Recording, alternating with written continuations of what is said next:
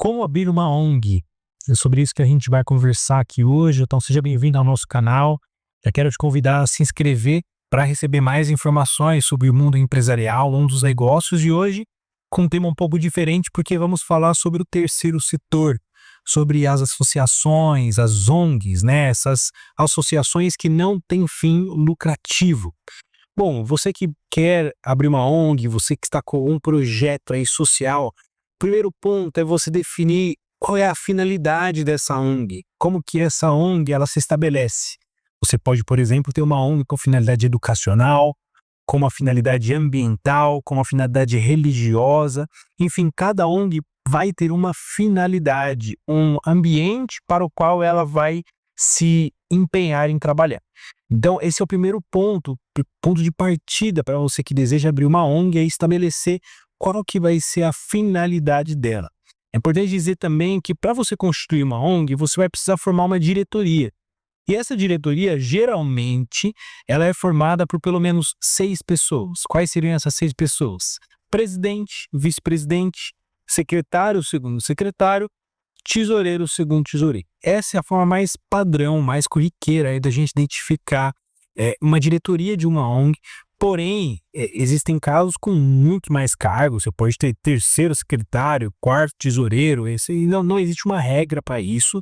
A lei vai dizer que você precisa de pelo menos 2 pessoas que vão fazer aí o papel de presidente, secretário, e algum deles ali, seja o presidente ou o secretário, pode também incluir atividades de tesouraria. Essas 3 funções são as funções essenciais dentro de uma ONG, da presidência, da secretaria e da tesouraria, sendo que o da tesouraria pode ser absorvido por um dos 2 outros, seja do presidente ou do secretário. Para ficar mais claro, a lei vai dizer que você precisa de pelo menos 2 pessoas para constituir uma ONG.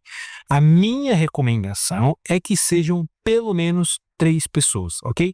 Uma para ficar de presidente, uma para ficar de secretário e uma para ficar então de tesoureiro. Porém, a forma mais comum é de que haja 6 pessoas, né? Então aí você tem o presidente, o vice-presidente, o secretário, o segundo secretário e o tesoureiro e o segundo tesoureiro. Bom, a próxima etapa, então, é escrever esse estatuto. E o que é esse estatuto? O estatuto é o que seria, dentro de uma empresa comercial, o contrato social, né? O estatuto é aquilo que vai estabelecer as regras básicas dessa ONG. Então, como que funciona essa diretoria, qual que é a forma de eleição, em quanto tempo dura o mandato dessa diretoria, como que essa ONG vai caminhar no seu dia a dia em relação aos membros, se é possível entrar, então, membros da associação ou não, como que é a forma de contribuição, se essa ONG pode contratar funcionários ou não, como que são realizadas as assembleias, enfim, uma série de normas que são obrigatórias para se constar uma ONG e ser validada, então, pelos órgãos públicos. A minha recomendação é que você entre em contato com o cartório de registro de pessoas jurídicas da sua cidade e solicite lá um modelo de estatuto. Porque geralmente os cartórios vão ter aí as suas preferências, as suas regras meio próprias ali. Então é muito importante que você já trabalhe dentro de um modelo de um estatuto do cartório onde você vai registrar. Por quê? Porque na internet você não consegue baixar um modelo de estatuto.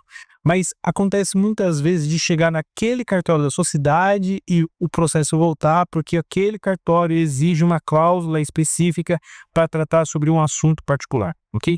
Então, a minha recomendação para que haja aí facilidade para evitar exigências do cartório é que você então se dirija ao cartório da sua cidade ou então por e-mail, por telefone e solicite um modelo para eles.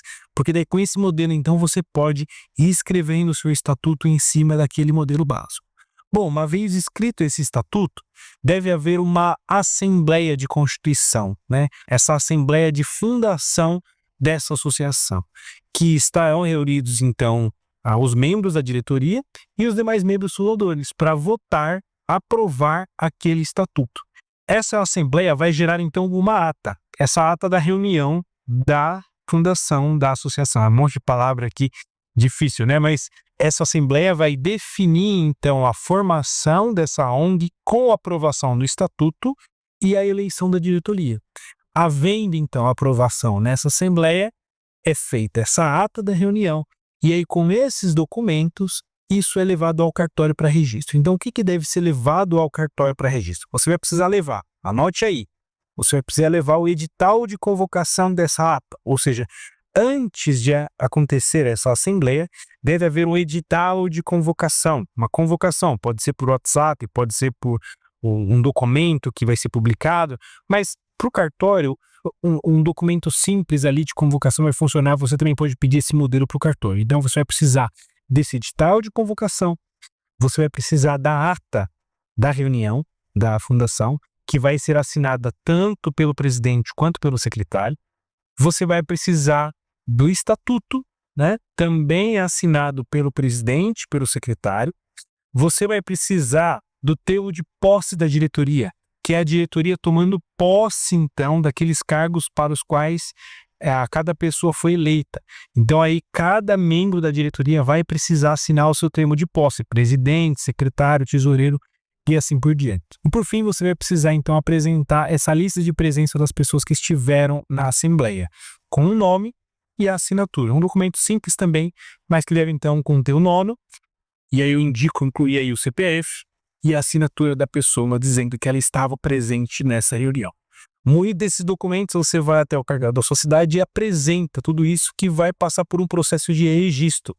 Uma vez registrado, então dá-se início ao processo de liberação do CNPJ.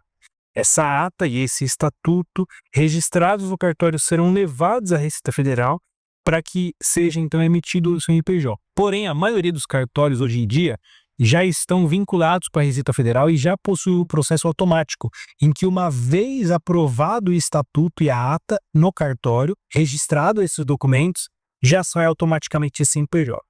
Para tudo isso, você vai precisar de um escritório de contabilidade, porque essa formação, essa liberação aí do CNPJ não é simples, né? Você vai precisar preencher uma série de documentos dentro do sistema da Receita Federal, que é chamado do DBE, o Documento Básico de Entrada, para que seja aprovado o CNPJ. Então, para essa etapa, você vai precisar de uma contabilidade. Agora, para a etapa anterior, não precisa, tá? Você pode aí escrever seu estatuto, a ata, a lista de presença e edital de convocação, somente trabalhando em cima dos modelos que você pega diretamente no cartório. Bom, feito isso, a tua ONG está aberta, né? Você tem o CNPJ e você tem o estatuto já registrado, e esses documentos são os documentos básicos que você vai usar para abrir conta no banco, para, enfim, fazer cadastros dentro de órgãos públicos e etc.